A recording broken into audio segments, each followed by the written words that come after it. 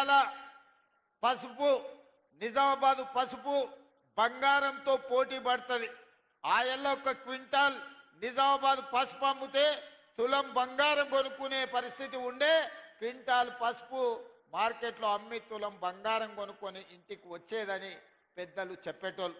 ఇక్కడ చెరుకు కానీ, ఇక్కడి పసుపు కానీ, ఇక్కడ వరి ధాన్యం కానీ, ఇక్కడి వ్యవసాయం తెలంగాణకే కాదు దేశానికే ఆదర్శం.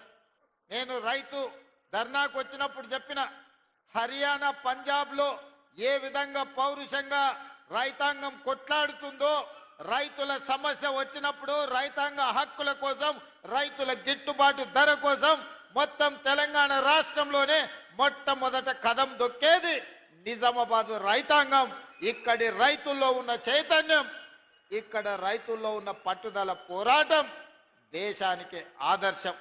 అందుకే ఈనాడు రైతాంగ పోరాట పటిమ ఉన్న, ఈ ప్రాంతంలో గొప్ప నాయకత్వం ఉన్న కాంగ్రెస్ పార్టీ ఈనాడు గెలవాల్సిన అవసరం ఉన్నది.